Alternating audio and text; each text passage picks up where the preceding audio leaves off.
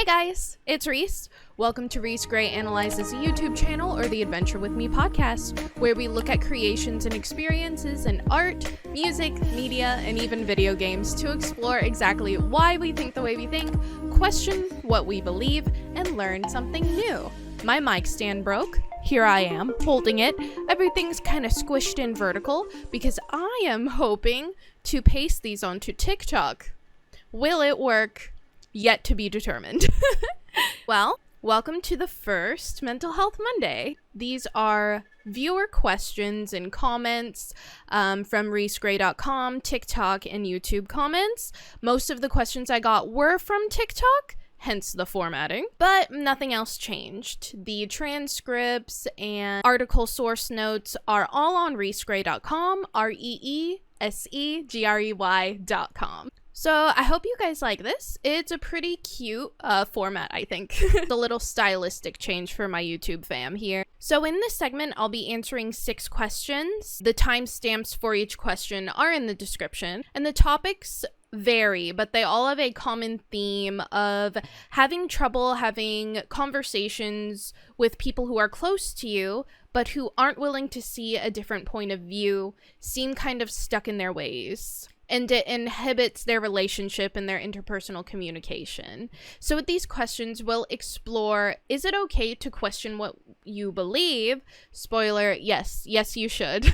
Exploring the concept of optimistic nihilism and uncovering the answer of why parents who have narcissistic tendencies tend to bully their children and how this causes generational trauma for their own kids and kids they have. So that's kind of a lot. So let's get into it. This first comment is off of a video I posted explaining the male gaze, the concept of the male gaze by Laura Mulvey. And this commenter on TikTok said, quote, "I feel like the argument of the male gaze is one-sided, and that's why men tend to reject it.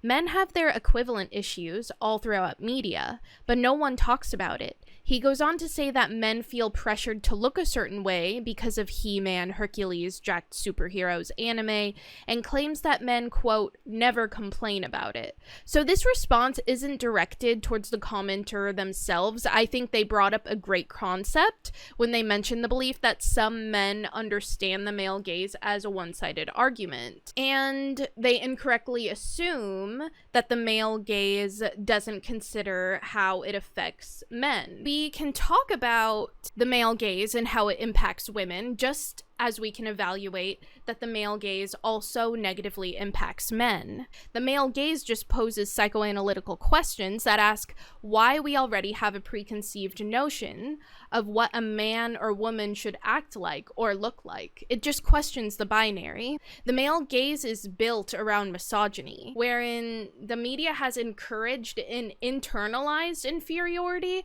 of feminine traits in relation to masculine traits. So men who do not live up to the masculine standard can often be the butt of the joke in cinema. Men who are more sensitive or smaller statured can be emasculated or their sexuality questioned, or even thought of as being undesirable to women because of their stature. If a man doesn't display attributes found in the media to portray manhood, such as being muscular and tall, wealthy, powerful, emotionless, yet angry, they are seen as emasculated and can deteriorate real-life male self-esteem in the same emotional, intellectual, and physical ways it does to women. And Laura Mulvey's essay does absolutely outline that. Whenever issues that concern women are brought up, it's thought that the male gaze or feminism in itself is anti-men or a counter-movement that is opposed to the equality of men and women, but it is not. Laura Mulvey, the very woman who coined the term the male gaze in her essay Visual Pleasures of Narrative Cinema, does indeed consider how the male gaze encourages toxic masculinity and disallows men from freely expressing their emotions and even lead to real-life physical insecurities. So the commenter's concern of the male gaze argument being one-sided is a non-issue, at least in the case of Laura Mulvey's essay. Starting conversations that change the status quo can be daunting. But just because someone is outlining social change that needs to happen because it affects one group, be it women, we're not saying that it doesn't affect men too, and Laura didn't either. Laura Mulvey's concept of the male gaze is a critique on film that describes how usual narratives in film exist in a world that empowers men and sexualizes or objectifies women, where men are active doers of the world while women are expected to take a more passive role, and usually supporting male characters in film. It's also worth mentioning that the commenters' examples of male wrestlers and superheroes and anime, those men exist very differently than the women of the same genre. The male gaze does affect men and women differently. Men in those mediums are largely depicted as strong and capable of making their own way. A lot of the time, those male characters are free to make mistakes and learn to be better. And they don't necessarily have to have a likable personality or be physically attractive, but they can exist as a complex character. The men were the heroes, the protagonists. They had the deeper stories. And if you juxtapose most of the men in those genres of movies to the women, women are the love interests, the doting wives, the heavily unnecessarily sexualized and infantilized women in anime, more oftentimes than the male counterparts, denoting patterns here. Media does not strictly adhere to those stereotypes. Women are usually the supporters, they're the desired, the sought after, the prize to be won. It can be argued that it's easier to, quote, not complain, like the commenter mentioned, because men were the heroes, and that's why it's talked less about and easier to ignore.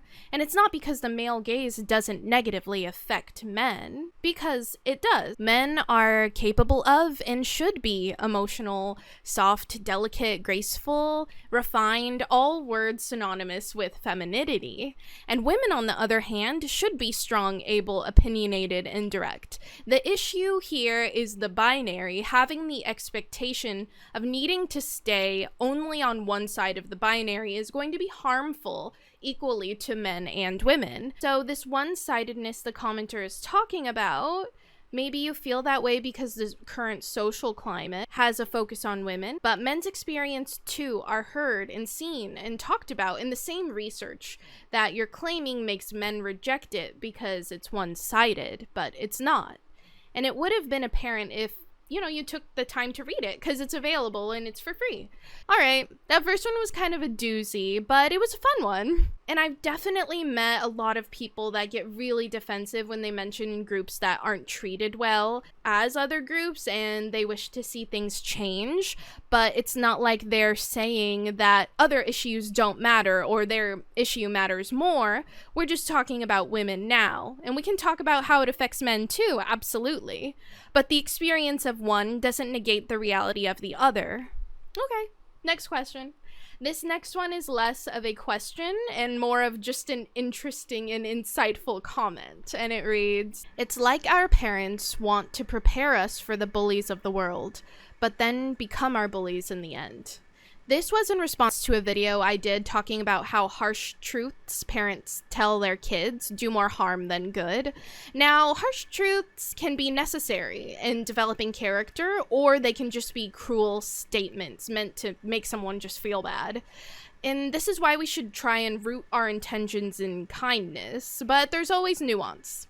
And this comment got me thinking about the reasons why parents bully their children. The minority of parents are probably just sadistic and want to make their kids miserable because they believe it builds character. But there are some parents who bully their kids to make them codependent, and perhaps not in a way where they are fully conscious of it. So codependency is characterized by excessive emotional or psychological reliance on a person, typically one who requires support. So this would be children who need the support of their parents. So a parent feels valued when their child is dependent on them and wants to keep them dependent on them. Essentially, codependent parents might say, "Sure, I'll accept you, but you'll never really be good enough because you don't know what's best for yourself. I do because I'm the parent." Codependent parents try to control many aspects of their children's lives, essentially saying, I'll accept you if you follow my path. If you choose to stray, I can't promise you that I will care for you and try to understand you. Because in a way, codependent parents don't love you for you. They love you because they're their daughter or son. It's an extension of them as a parent. Most kids feel seen by their parents, but at the same time, the parents choose not to see and appreciate what makes them different, because there's boxes that you must check in order to be a good kid. And these standards exist differently in every culture, but to speak to my lens, let's say what's expected of me as a Filipina girl: be thin, have straight hair, be smart, get good grades, and be quiet. Honor and conform, or they will remind you every day, every time they see you, why you're not good enough. And these standards and ideals are taught down generation to generation, and it causes generational trauma. Generational trauma is basically a toxic cycle where you perpetuate the norm of what should be considered good enough. And you might think, well, if we know that these ideals hurt people, then why are these ideals tolerated? Well, these standards can become so ingrained in culture that if a parent dares to change it, they believe it might actually cause harm to their child, because they'll be an outcast because their kid is different, or the parent will be an outcast for trying to go against the social norm of raising their kid differently. So that's why a lot of the time I don't think parents realize that they're hurting their kids by trying to squish them into molds that they can't fit, because deep down they're trying to protect their kids. In a way, I think the parents' own trauma from childhood has tricked themselves into thinking that perfection is possible, and they could just make their kid perfect, they'd be enough or close to it. And that's why some parents, most notably immigrant parents, try so hard to give you everything that you need on the outside. Don't work, just go to school, don't date, study. Because if you have everything else that you need, you can check all the rest of the boxes, right? And you can be successful. Trying to understand these types of parents from a more compassionate lens, codependent parents often don't have their own needs met in childhood themselves, so their own sense of self becomes muddled and confused and unhealthy. So the rationalization is, well, if I'm always needed as a parent to my child, that's my reason and purpose. That's my identity as a mom or as a dad. They see their child not as a unique human, but as an extension of themselves. And if they raise a good kid, that makes them look good and it gives them purpose, and they can be deemed successful to themselves and the rest of their family. Codependent parenting can be just a narcissistic way for parents to cope with their own childhood trauma that was never dealt with in a healthy way, and just perpetuates a generational trauma cycle of people who are never taught a healthy sense of self. And it just creates generations of parents who bully their kids based on standards from their own parents who say they were never good enough, and it goes on until someone says enough. I will raise a child with a healthy sense of self, who won't always need me, but who will hopefully want me around because I help them grow. And if you have parents like that, we'll stitch this on TikTok and let me know, because I want to hear some feel-good stories. Let's start some awesome parent appreciation. Alright, so this next comment reads, "Optimistic nihilism. I could not find the words, but you did." And here I just wanted to give some context about where I got that phrase from. So optimistic nihilism is a concept that can be traced back to German philosopher Friedrich Nietzsche. And maybe some people will argue otherwise, and feel free to do that in the comments. I love learning and talking with you guys. His statement, "God is dead," is probably his most prominent and well-known quote.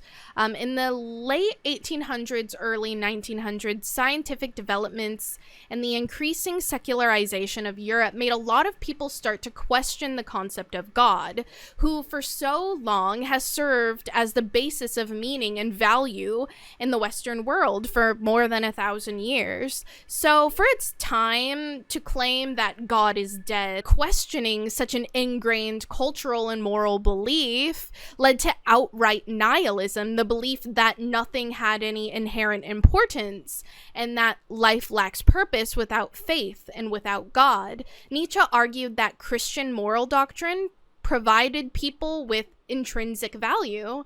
A belief in God, which justifies the evil in the world, gave people a comfortable basis for objective knowledge and a reason to live, because you live to honor God and get into heaven.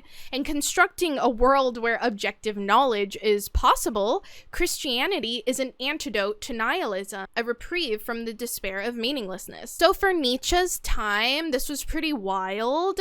If he believed that life had no intrinsic meaning, but he also didn't have faith, how could he possibly be happy, right?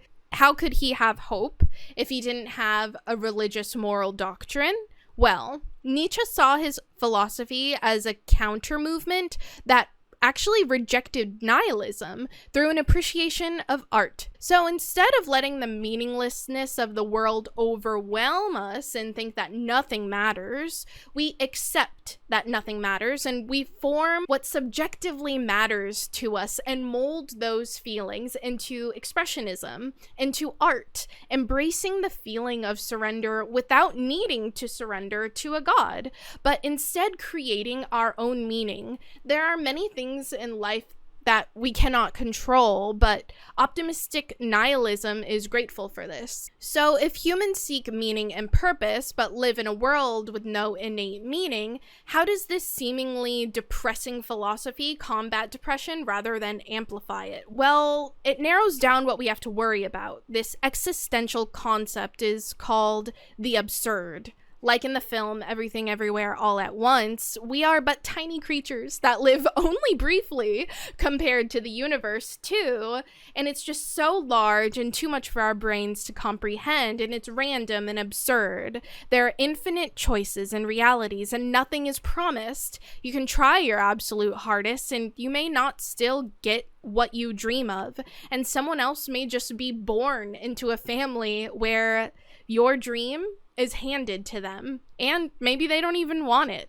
The optimistic nihilist doesn't feel like they have to surrender to the fact that what doesn't kill us makes us stronger. What doesn't kill us just doesn't kill us. And that doesn't mean losing hope, because meaningless sadness is just meaningless.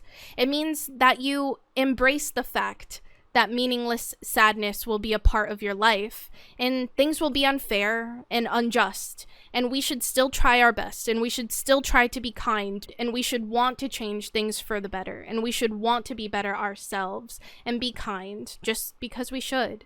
The fact that you don't have complete control can be scary, but it can also set you free. It allows you to focus on what matters, and what matters can be whatever you want it to be. I really like the term of optimistic nihilism. It really does bring me a lot of peace.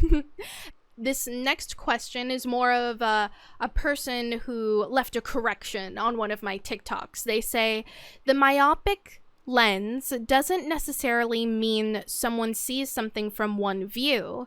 It means you hold the view despite evidence to the contrary and still just power forward with it anyway. So I love this comment. This comment is so interesting, and it made me think that for some, it's not hard evidence that cements a person's sense of certainty in an issue, but rather feedback that they get from other people. In the book, The Misinformation Age, by two philosophers from the University of California, Irvine, Kaylin O'Connor and James Owen Weatherall, seriously, read this book if you're curious how false beliefs spread. If a person believes that they know a lot about something, even when they don't, they are less inclined to delve into that topic and learn more, thereby failing to realize how little that they actually know. The authors of this book don't degrade people by saying that people who hold false beliefs are exclusive to the uneducated, or the easily tricked, or the naive. Holding false beliefs are due to the company that you keep, the trust that you hold in the people who give you the information, or a distrust in people who are trying to give you information, or a distrust in the institutions that are trying to teach you. So it's a kind of like misplaced trust, or extreme trust for people who believe the same things that we already believe. This evidence of facts and logic that the commenter references is not regarded as evidence at all to people who refuse to have a conversation. A large number of the population believe lies and falsity, not for logical reasons, but for psychological reasons, because their view of the world supports a psychological need and a comfort. This is why people tend to cling to falsities. The authors describe that to renounce or question deeply held beliefs or core beliefs would mean to re-examine how you viewed the world around you, how you viewed everything, how you lived, and how you've coped, and how you've made decisions. It's easier to stay grounded in your already held life view, because how could your reality be false if you're living it and believing in something right now? It makes people really uncomfortable to question their core beliefs. It's why rich and famous and educated people have been seen joining cults and feel comfortable in an objective set of rules and customs, because no matter who you are, everyone feels fear, uncertainty, and anxiety. The outside world is confusing and difficult for everyone to understand, and facts and truths can be hard to accept. So people fly away from reality and join a cult or find simple explanations that satisfy their needs. Human certainty seems to primarily follow a quick and simple confirmation bias loop rather than a vigorous analysis, and it's so acceptable because it happens so rapidly and subconsciously within your brain. So this concept of powering through that this commenter mentions, though, that may not be how those people are feeling. It's not powering through. It's just standing by, idly, comfortably existing within a reality where you just believe what you believe. And I love that comment. Thank you for it. So this next question came from a video I made about the generational divide of comedy and how socio-political factors encourage a generation's comedy and why comedy tends to change between age groups. So a commenter asked, "Mind if I ask what philosophical lens you're thinking through all of this with? I noticed the millennial memes focused on socioeconomic issues and were almost Marxist." So this is a great question. So socioeconomic issues affect comedy and memes between all generations, and Marxism could have experienced a revival in millennial memes. However, millennials or Gen Z were not the first to cross political movements and messages with art and expression, though there is a new modern revival in doing so. So let's talk about the Dada movement. This artistic movement was created in reaction to World War I. The Dada movement consists of artists who rejected the logic, reason, and aestheticism of modern capitalism, and instead expressed a nonsense, irrationality, and anti-bourgeoisie protest in their works. It's really familiar to the absurd comedy seen in Gen Z memes, so a lot of people in the comments of the last TikTok voiced that opinion. So Dadaist artists expressed their discontent towards violence, war, and nationalism, and the art wasn't limited to being visual, it was literary as well. It was musical, it was sound poetry, collages, cut-up writing, sculptures. Overall, art and comedy and expression is just a way to cope and process what's going on in your personal life or what's going on in the world. No matter your age or generation, you felt anxious or distrusting or angry with the society that you were raised in, wondering, can I change it? Is there something that can be done? Is there something that I can do? And if I do something, is anyone going to listen? Does anyone even care? The anxieties are present in memes across generations, and it's something everyone can understand. It's just expressed differently stylistically between generations.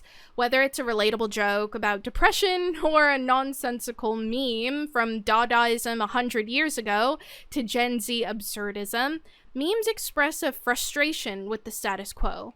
Both challenge the society that forced us to grow up at times too quickly, whether they're trying to draw attention to a specific issue or defying what is considered traditionally funny. Absurdity, lack of a clear punchline, and a design to purposefully be misunderstood in a world and at an age where it can be scary to be yourself.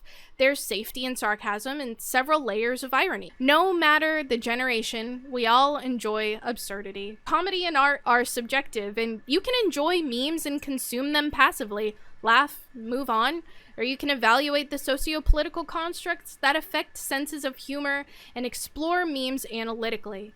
and write a very much too long video essay on it. Art and expression is never just art. It has meaning, and exploring it is fun.